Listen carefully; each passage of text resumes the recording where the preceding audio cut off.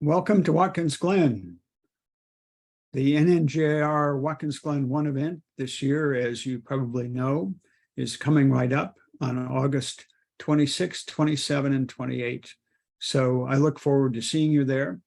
My name is Bill Gilbert. I'm one of the NNJR chief instructors, and I will be instructing at that event along with many others. This classroom is for advanced drivers, although I'm sure even student drivers will get some good tips from it. But today we're going to talk about vision and situational awareness. Obviously dealing with on track, although there's a number of things we practice on track that will benefit you when you drive on the highway as well. So with that said, let's dive right in. And as always, I encourage any questions you have, see me at the track, send me an email ahead of time. I appreciate your feedback. Leave comments, on the YouTube video. As always, the normal disclaimer that we do our best to put good information here, but if it doesn't work for you, that's still on you. So with that said, let's dive right in. So what we're going to talk about today is how vision is much more than just using your eyes. We have to know where and how to look, and actually we need to be able to see more. And the faster we go, the more important that becomes, especially if we want to be safe. So to help all that along, the second half today, I'm going to offer some easy tips that you can use to improve your vision and situational awareness on track, including a number of things you can practice on the street that will be very beneficial. Now, obviously, vision helps us look where we're going, and helps us see the line. But those are the basics. What we want to focus on today goes beyond just the basics. First dimension, of course, is safety. And, I could flip situational awareness and safety around here and have the same meaning. But situational awareness keeps us informed about what's going on around us with flag stations, with traffic, with the track surface, and runoffs and lots of other things. So, our vision is an essential part of that, right? We can't see the flags if our eyes aren't working properly, and so on. Another aspect of vision that is often overlooked, but that's really essential on track, is our depth perception. Our eyes and our brain together give us our depth perception. And when we're driving on track, that gives us a sense of our speed. It also gives us a sense of how far behind a car is in our mirrors, or how far in front of it is on track. But there's even more to this picture than just those items. And that's because our vision is only a piece of how we actually react to what's going on track. And specifically, I'm talking here about how our brain and our eyes interact, because, even if we see a hazard on track, it doesn't do us any good unless our brain processes that and tells our hands and feet to take the appropriate action. So, our brain, that reaction time, that's all part of what you may think about as vision, but it really is a much bigger picture. But with that said, there are ways we can see more and do more on track. Now, the basics about driving on track, you've all heard. Look ahead, look where you want to go, have lots of reference points, use your peripheral vision. And those are all still accurate, but I assume you all know that. And so today I'm going to offer some tips on how we can do better, or maybe, let's say, expand on that. Now, our vision on track can be grouped into 4 buckets, and This has been suggested by several different authors, including Ross Bentley, including the group that put together the high performance driving curriculum. With that said, focus is what's referred to here as our central vision. It's where we are focused to where we want the car to go. And typically we focus in an area for a second or more, but it's very small. And I'll show more about that in a minute. But it's only 3% of what we actually see, but it's the center part. It's what we're focused on.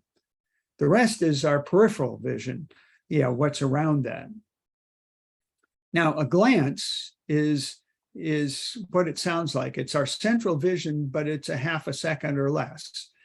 So we're not focused as much, but we've glanced to see what's ahead or behind or something of that sort.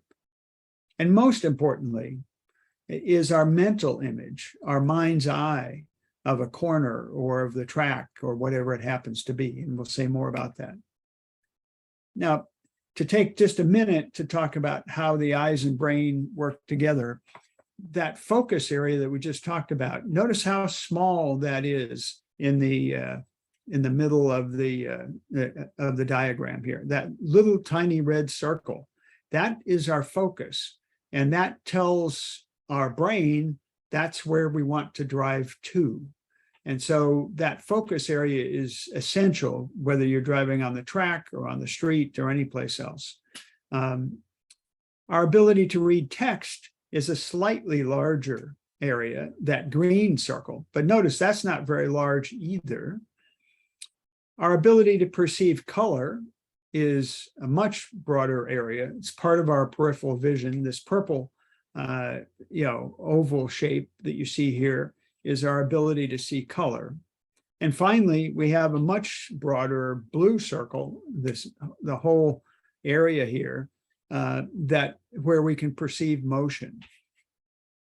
So these are the vision zones, is what the experts call them. But the point here is that, our focus area is very small. So what does that mean? Well, as I said before, that's where we're going to drive to. But if we think about that focus area for a minute, our eyes can move very quickly. And do move very quickly. And at the same time, however, our brain takes a while to process things. So if the brain is expecting something, it can process it in maybe half a second, maybe even less. But something unexpected, a surprise, a flag you didn't expect, oil on the track you didn't expect, it typically takes the brain a second and a half, maybe even longer to react to that. So that's one of the reasons why we always say look ahead, because something unexpected is going to take us time. We may see it instantly or virtually instantly, in a few milliseconds, well, let's say a few tenths of a second to be accurate. But our reaction time is typically more than a second. A good reaction time for an average person is 1 second. So yes, we need to be, looking ahead so we have time to react. And most importantly, as I said before, we drive the car to that focus area. That another area, as we're driving on track, another way to think about that focus area is target. Now, a corollary to be aware of is the text area is not much larger than our focus area. So for that reason, things like lap timers that we want to read, or even our instruments, they can easily disrupt our focus. And so use those judiciously. That's why colored lights, for example, they're easier for the eye and brain to perceive than having to read text, because we can perceive that in a much larger area. So our peripheral vision is the rest of our field of vision, over 90% of it. And it is not as precise. We can't pick up detail to the same extent, But as I've said before, we can pick up movement and we can pick up contrast. And so our peripheral vision is somewhat helpful with mirrors and anything, moving around us. And it's obviously critical on track. It's certainly how we deal with reference points when we're close to them.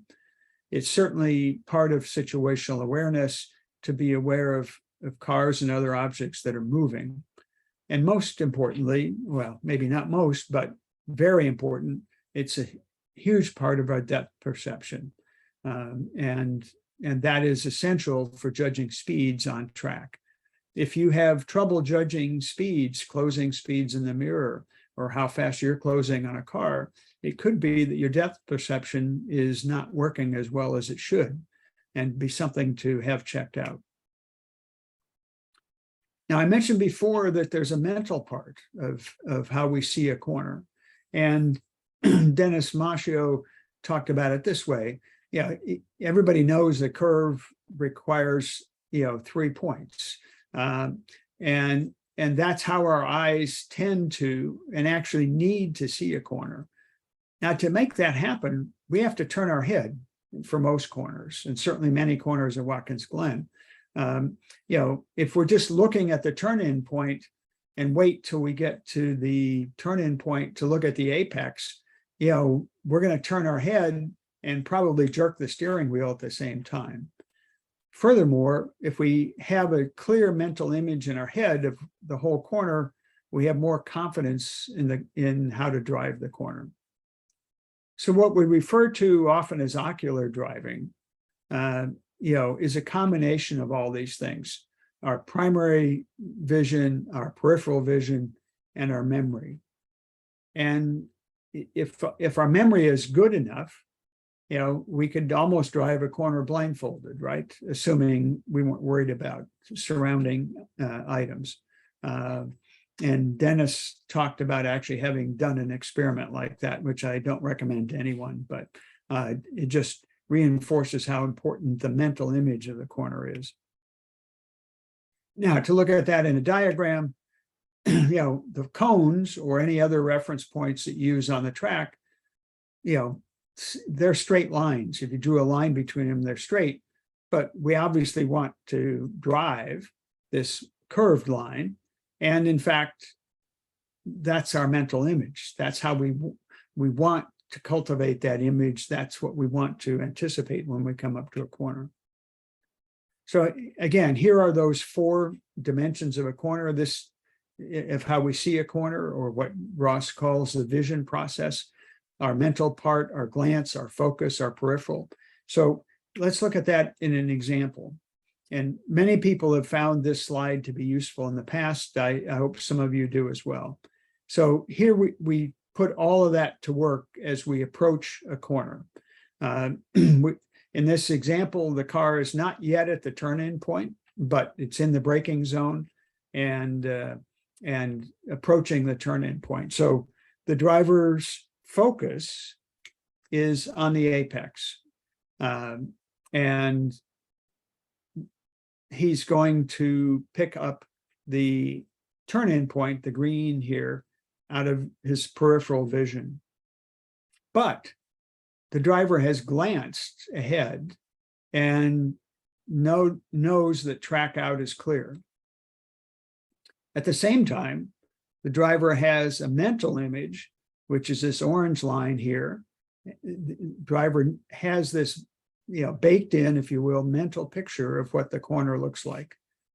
And so you can back this picture up, if you want, a little bit to the beginning of the braking zone, where perhaps the focus might be on the turn-in point, and the glance might be to the apex, that sort of thing, so that you can easily extend this. But it shows that we want that focus area, which is the most important part here. We want that focus area to be ahead of the car, at least 2 or 3 seconds ahead of the car, perhaps even more. So, and we want to be looking further than that with our glances, so that we know the road ahead is safe.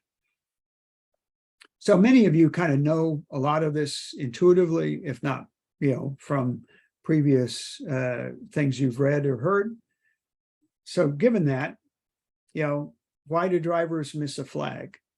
Well, what we just talked about is how we look at the line on the track and get the car quickly around the track and safely. But there's a whole lot more things that are involved, right? We have to see the track surface. We have to see the other cars. We have to see the flags. We have to know where the runoff is, and on and on. As a result, a large part of what we think of as vision, and which requires the brain, as we've been talking about, has to be reserved for these other factors, for these situational awareness factors. And if all we're focused on is going fast, we're going to have a conflict. We use all of our brain power, just focused on the line and getting around the track, we're going to miss a flag or worse. And so a huge part of what I'm trying to stress today is that, yes, vision helps us get around the track quickly, but it's also essential to reserve bandwidth, literally your brain's bandwidth, for all of these other factors. Here's an example: flags. Advanced drivers have often missed flags, even yellow ones. And speaking as a chief instructor, there is no excuse that's acceptable for missing a flag, ever. So ask yourself if you've ever missed a flag, and if so, why?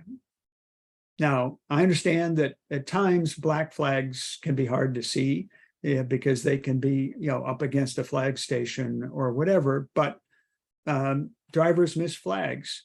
I was driving in the black run group at Watkins Glen a couple of years ago and saw a black flag at the end of the front straight. So I slowed down exiting turn 1.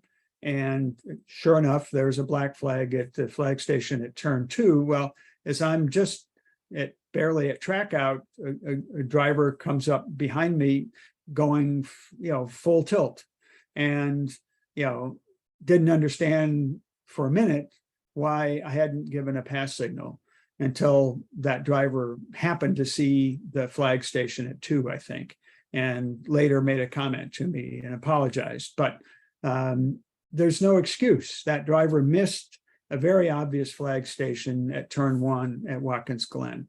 And again, no excuse. And I won't name names, but it's happened to many people. And none of us are perfect. I understand that, but we need to get better at flags. Same applies to mirrors. They're really an important part of situational awareness. We have to be aware of what's going on behind us. The driver should never be surprised by a car in the mirror. Yet that I see that happen all the time. Even in upper run groups where yes, in lower run groups, I get it, not in upper run groups. And if you're anticipating the traffic behind, it's better for you and it's better for the cars behind because they don't have to slow down as much or at all if you give them a signal at the right time. Now, to make that work, you have to be scanning those mirrors, not just when you exit a corner, but on the straightaway and at the end of the straightaway. So if you think about Watkins Glen, for example, the back straight, the main straightaway after the S's, that's a long straightaway. Yes, you're going to look exiting the S's, and if there's a car there, you're going to hopefully send them around. But halfway to the braking zone, you should glance again. And maybe there's a rapidly closing car that there's still room to send by. And even entering the bus stop in that example, glance in the mirror, and maybe there's a car, that's back a little ways so that you can make a mental note to know once you're exiting the bus stop or exiting turn 5, whether that you may need to give a pass signal. Same thing applies on the front straight, which is a long straightaway. Same thing even applies in the sole of the boot. So scanning the mirrors frequently is really essential to safety, everybody having a good time, and all the rest. Now, what happened here? I think we missed a slide. I guess not. So can we improve our vision and situational awareness? The answer is yes. And so I'm going to offer 3 tips here today that I'm going to go through very quickly. And I'm going to emphasize the last one. But first, I'm going to talk about how you can practice on the street. Second, I'm going to talk about, no surprise to those of you who listened to me before, visualization and mental imagery, getting that mental image of a corner better. And last, deliberate practice, using some sensory input worksheets that I'm going to make available. So on the street, we can practice looking ahead, just like we talked. On the street, if we're driving in city type or urban type areas, we want to be looking at least a block ahead. That tends to be 12, 15 seconds. 20 seconds would be better, but at least a block ahead. If you're on an open road, as far as you can see, basically, but again, a quarter of a mile tends to be 12 to 15 seconds if you're on the highway. And we want to be looking that far ahead. Again, we're talking about glances. Our focus area needs to be at exactly where we want to go. And that may be more like 4 or 5 seconds ahead, but we want to be glancing, up way ahead. And our focus area wants to be where we want to go. And by the way, as an aside note here on the street, when there's an emergency vehicle on the side of the road or whatever other distraction might happen to occur when we're driving, we want our focus area, that target area, to be exactly as shown in this diagram. The middle of the lane we want the car to be in. We can easily pick up anything on the shoulder out of our peripheral vision. Guess what? If we look too hard at that fire truck on the side of the road, we're going to drive right into it. And we've all seen and heard, horrible examples of that sort of thing happening. And by the way, that's why it happens. People have their target area instead of their peripheral vision looking at the shoulder. So mirrors, I'm a broken record on this. Adjust the mirrors properly. The rear view mirror, as much of the rear window as you can get, as far back as you can see. This is the part that many people don't have adjusted correctly. Left side mirror, we adjust that by leaning our head against the driver's window and pushing the adjustment button to move the mirror until we can just barely see the back corner of the car. And the same thing on the right side, lean our head under the rear view mirror, push the adjustment button out and until we can just see the back corner of the car. When we do that, instead of our car having a big blind spot like you see in this diagram, we end up with a very small or no blind spot. So that and this is helpful on the highway, and it's extremely helpful on the track. Hopefully everyone listening to this has heard this before and has made this adjustment. But if you haven't made it on every car that you drive, then do it now. Immediately after this video, or even better, stop the video and go adjust the mirrors, come back and finish the video. Second tip, work on your mental vision, your visualization, that picture in your mind of the corner like we showed before. You can start with an in-car video of a corner and play that over and over until you're familiar with it, then turn the video off and just visualize it, including exactly how you want to drive it. And Ross says, be sure to turn your head, sit in a chair, or even better, sit in your car, move your hands and feet, imagine the sounds, how the car is going to feel, what it's going to, sound like, and so on. And as Ross says in his speed secret here, using all of your senses while doing this will make you a better driver. And last tip are some vision and situational awareness worksheets that I've put together for you. And these are simply track maps with suggestions of things to work on. And so the first one I've highlighted here says, is a specific to vision. Many of the things we just talked about.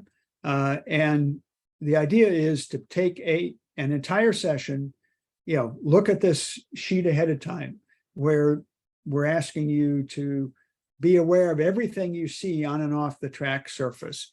Find something new each lap, maybe a different way you're looking at the horizon. See how far ahead you can actually see. Make sure you're turning your head. Are you looking around the corners? Can you literally see around a blind corner? Come in from your session and write down what you saw and learned on the track map. Go around the track and write down what you learned. And you'd be surprised how powerful this can be in improving, what you can see on the track in this example, but in improving your driving in general. So there are 3 of these that I've set up. The first one is the one I just described. Second one deals with mirrors and safety, looking for flag stations, bailout areas, and closing speeds, and all those sorts of things. And the last one, is dealing with reference points, track surface, and so on. Again, one session for each one of these. You don't have to do all 3, although I'd love it if you did, but pick at least one and pick a session and see what you think. You can find the downloads here. I'll also try to get the link in the comments section on the YouTube video. So there's 3 tips. I hope you try all of them actually, but there's lots of ways we can get better. However, there are some cautions. We can make vision and our track driving worse. And here's a graph that kind of illustrates what happens if we're feeling too much pressure. We are going to lose focus. So there's an optimum area is what this graph is trying to say, which is where we're stretching ourselves a little bit. We're outside of our comfort zone, but we're not, pushing ourselves so much that it's uncomfortable.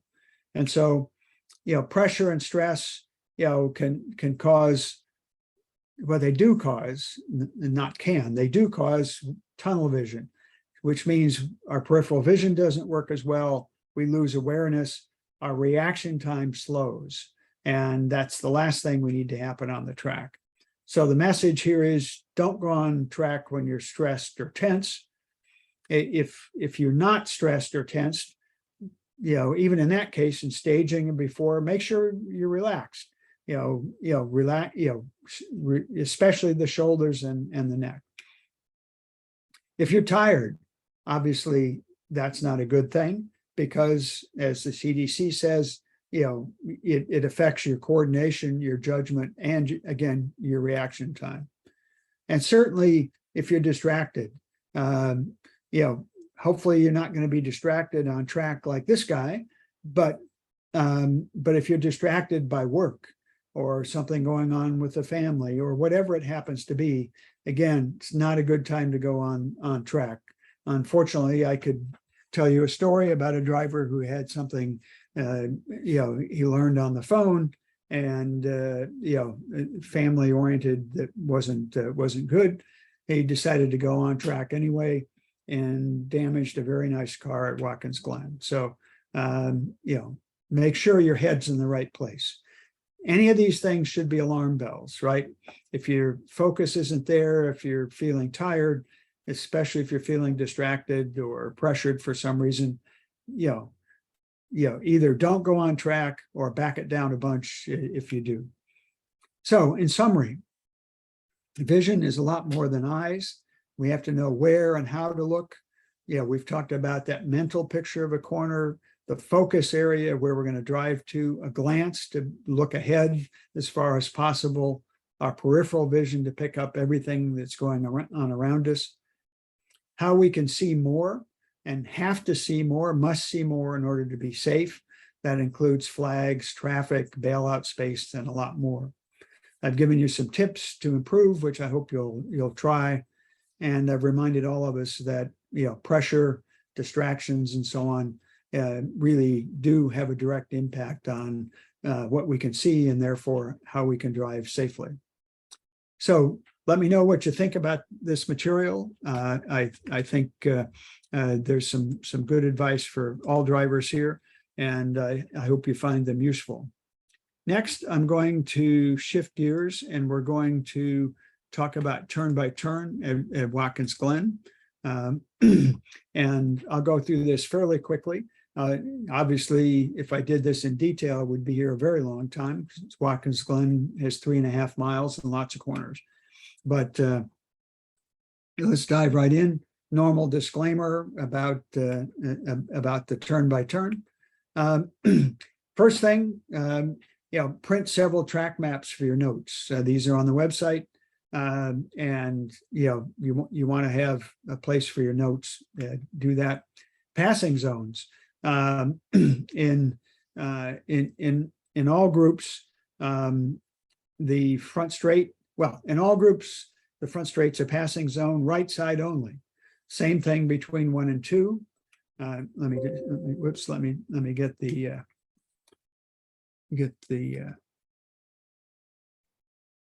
okay, now we can. So right side only on the front straight, right side only between 1 and 2, no passing in the S's. The main back straight, right side only again. This map doesn't show it, but there's a passing zone for all groups right after the inner loop. And this is the easiest passing zone on the track. You can send one car around on the right, easy to do. Coming down the hill after 5, it's a passing zone. You can pass on either side. For the lower groups, I tend to recommend that they pass on the left, coming in between 5 and 6, and the right between 6 and 7. But you can pass on either side there, and you should use those passing zones. The sole of the boot passing on the right side only. Between 8 and 9, again, passing zone on either side. Tends to be easier for some drivers one way versus the other. Between 9 and 10, passing zone for all groups on the left.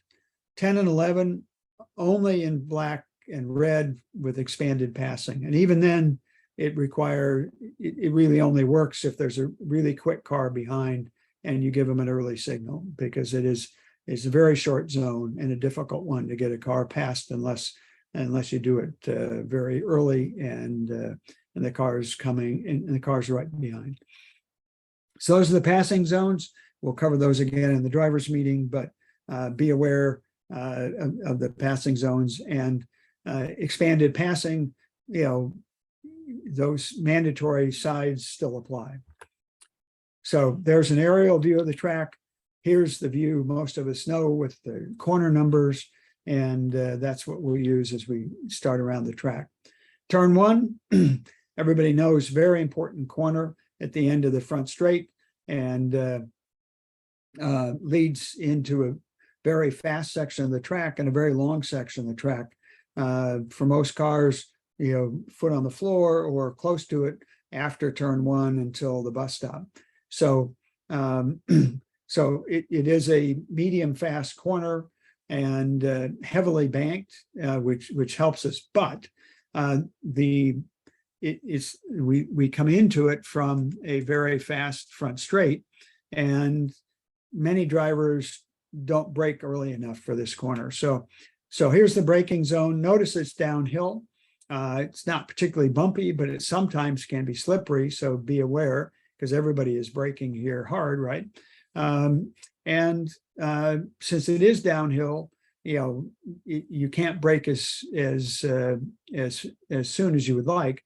More importantly, it's much more important to exit turn 1 properly than it is to get the last 1 mile an hour of entry speed into turn 1.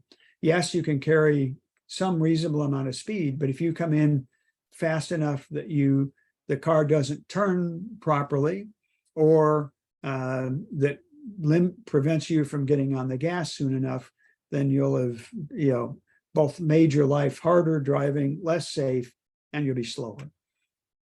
So here you see the turn-in point, you see the flag station on the left. I think I have, yeah, here you see the curb rather, the apex curb. Notice the lower level is an easy, friendly curb to drive on, and I recommend you do that. Don't use the tall curb.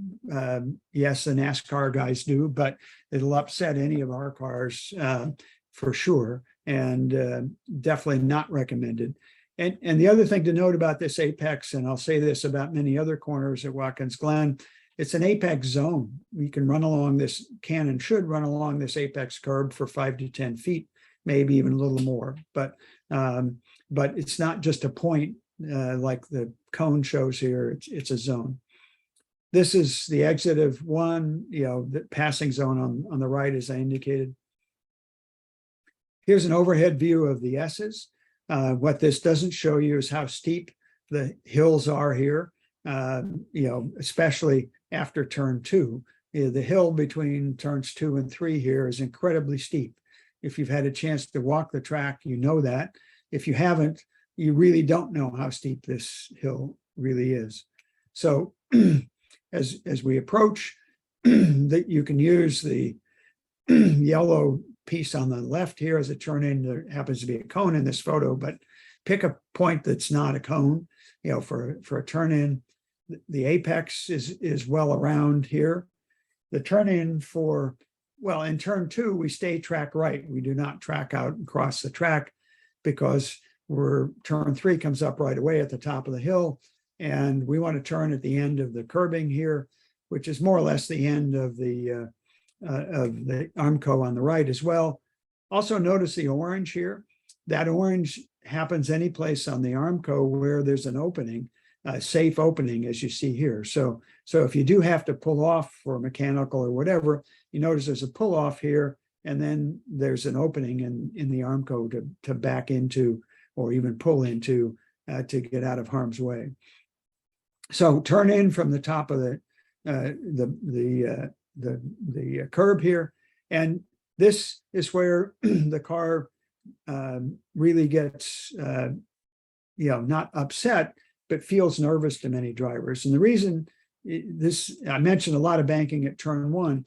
Most of Watkins Glen corners are banked significantly at 6 degrees, which is a fair bit. Here in the main straight, including here between turns 2 and 3, the road is crowned. That means that the center of the road here, where you can kind of see this black stripe, is higher than the right side or the left side, again, by 4 to 6 degrees. And they do that for water runoff. But what it means for us is that as we turn left and go across the hill here, the car is going to go from having favorable banking to unfavorable banking. And that will make the car feel a bit light at this point. So just be aware of that. One thing to be sure of is this is not a place to come off of the gas and lift.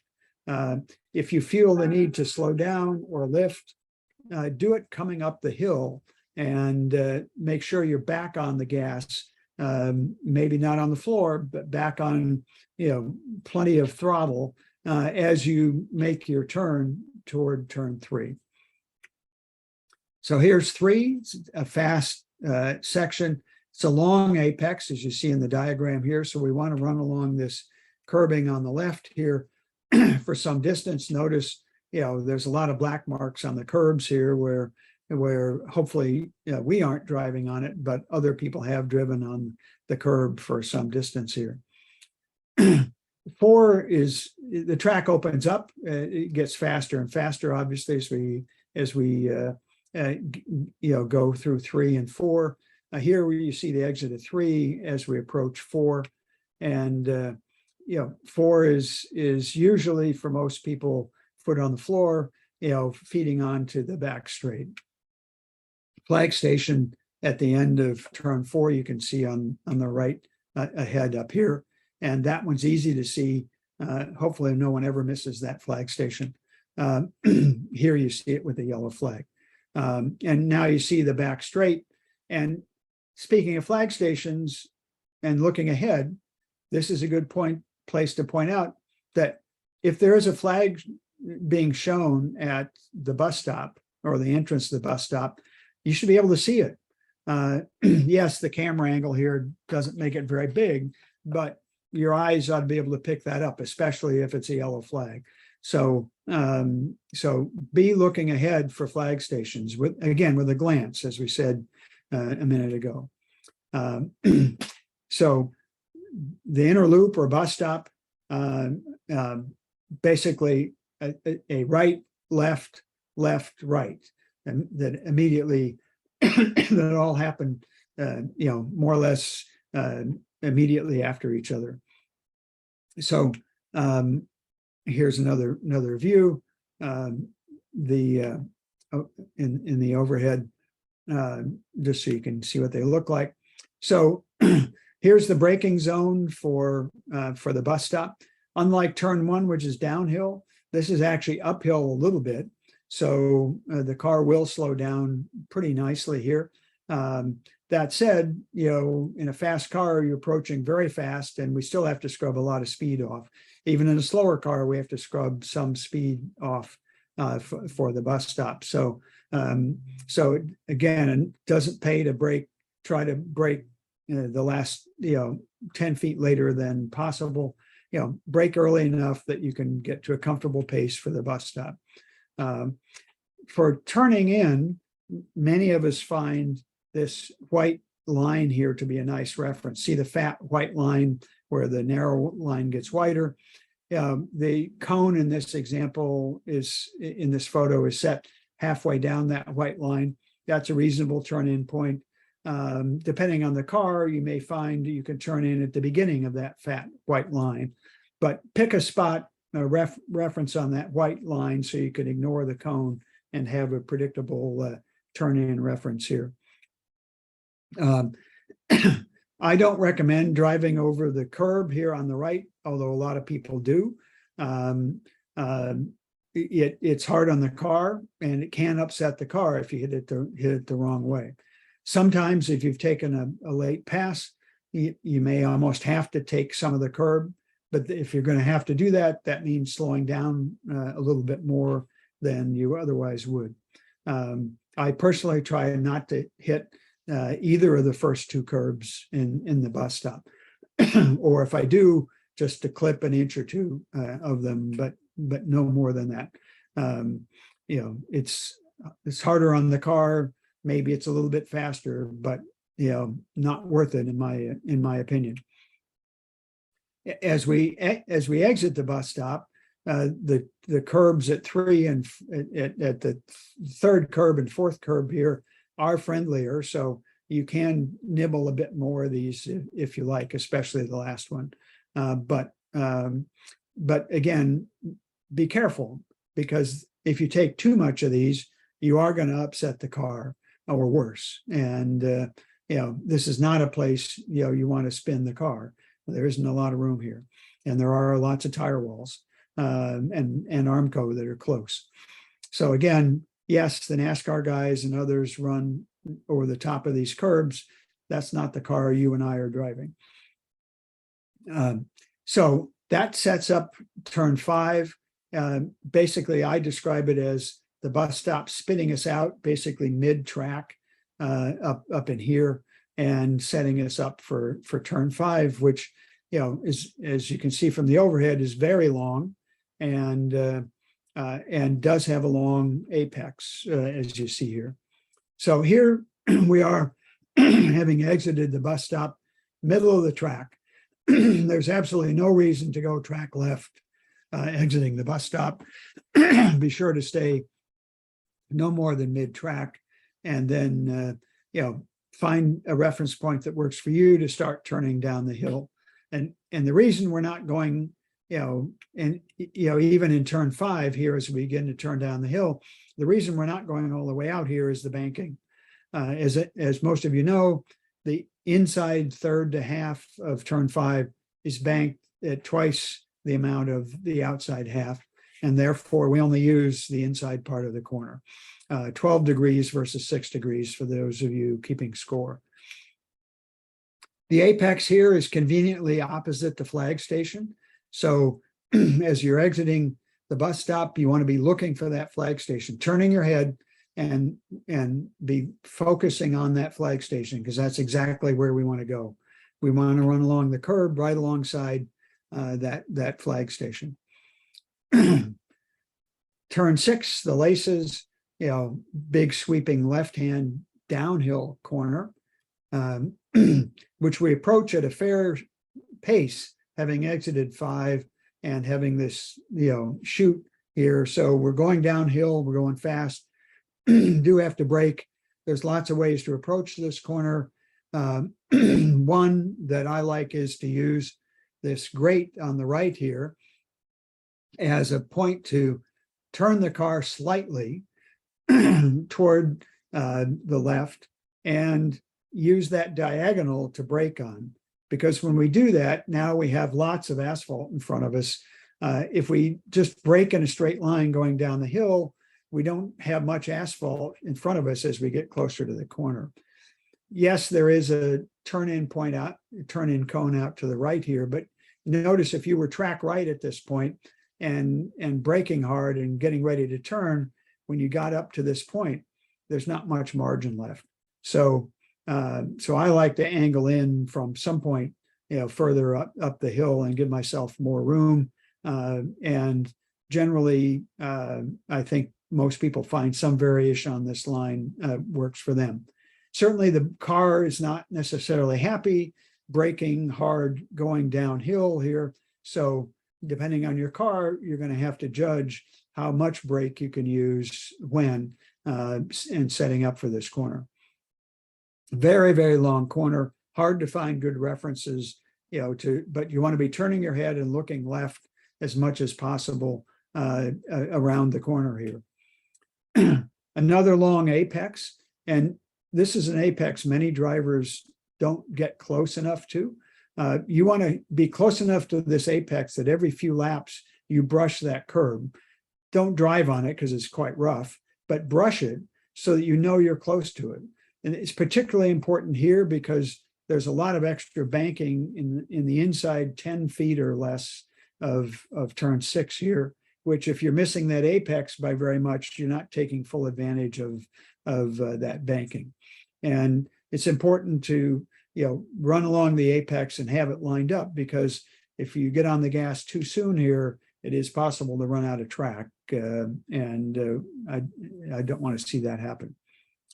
The toe coming up, turn 7, everyone knows, I think this turn goes steeply uphill. We've been going downhill, now we're going to go back uphill. So we approach it, coming downhill steeply, as you can see here. But you can also see that as you get to the end of the braking zone and begin to enter the corner, the track goes back uphill. And maybe go back. Notice how the white line here wiggles to the left. Some drivers follow that line as it wiggles. I don't. I go straight in from, rather than jogging to the left there. I don't think there's any particular benefit in doing so. This corner is challenging in all cars, because the hill saps so much of the power, but we have to slow down enough to get the car to turn, which means it's hard to carry the amount of entry speed we'd like, because the hill saps all of that right after we've had to slow down to turn. So a challenging corner, but balancing entry speed and with the ability to get the car turned. And once we do get the car turned here, we can start to feed the power on, because the hill is going to soak up most of the power. But that said, it is possible to get on too much gas too soon here in a powerful car, and with bad results. Again, we want to run along the apex, some bit here. There is a flag station, which we should be looking at coming down the hill here. There's also one up here, which we could pick up pretty quickly from about the point the car is in this photo or just after. There's pavement at the exit here that, I encourage you to use. We paid for the whole track, so use it. A lot of drivers, for whatever reason, don't use all of that, which means they're not using all of the track, going up the hill here. The heel, we enter, just as a reminder, we're entering from the sole of the boot here, the straight. And this corner, if you look in this overhead, you can see this is not a 90-degree corner, much sharper than 90 degrees, more like 110 plus degrees. And so this is a corner that requires patience, because we need to brake pretty heavily to slow down for this corner. This is a corner we can trail brake into in most cars quite a bit. We can't get on the power very soon, so carry the brakes into the corner some distance and be patient, because the apex is quite a ways around. Again, we want to run around along it a little ways and before we, as we begin to feed the gas on. Turn 9 is almost a mirror image of that in terms of 110 degrees to the left. However, the physical characteristics are quite different. It's uphill entering and then flat as we get into it. We call it the off camber. Most of you know that technically it's not really off camber, it's just flat, because we're rejoining the NASCAR version of the track here. So here you can see that the hill that greets us as we approach turn 9, we can use this hill to brake into to scrub off speed and begin to set up for the corner. You can see the turn-in cone at the top of the hill here. If anything, in my view, that's kind of early. If we do turn in there, it wants to be a very slow, gradual turn of the hands, because the mistake many drivers make here is to turn in too early or too quickly. Because again, it's a long corner, requires patience. Even if we're going to run along the curbing for a while, we don't want to be early, because there's no room at track out here if we're early. And here we are, and in this camera angle makes this actually look a bit early, and probably because I'm running along the curbing, and partly the angle of the camera, I think. But regardless, not a corner to be early, because as you can see, track out is Armco. Yes, there's a couple of feet of asphalt out there over the white line, but there isn't much left here. Turn 10, also called the fast left, is a heavily banked turn, and so it is fast. We want to turn in basically at the 100 marker, where you see the cone in this picture. I recommend a brake, even in a low-powered car here. It might be just a brush. In any car, whatever the amount of braking, brake much sooner than you might think, but much lighter, because it's such a fast corner that we don't want to upset the car. We want the car to be balanced. So we want to brake early and softly and turn in at this point. And then as we approach the apex at about this point, we might turn the wheel in a little bit more, to make sure we make the apex, and use all of the banking here. Here's track out of turn 10. Yes, there's lots of asphalt out there, but if you drive on it, that's an off. That we don't want people doing that. It can be a very dangerous corner, so if you are out of shape, certainly do drive it off, but don't try to use it as part of the track, is my only comment here.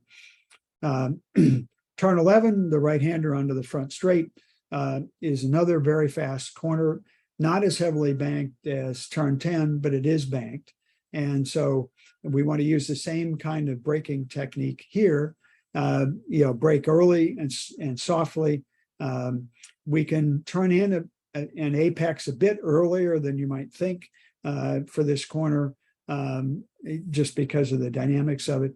But certainly it deserves respect. Fast corner, important one to get right, because it leads onto the front straight. And Again, an apex that we can run along for 10 or 15 feet if we get it right.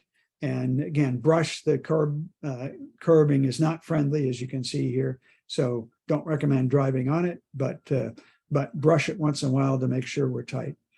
And here we lead onto the front straight.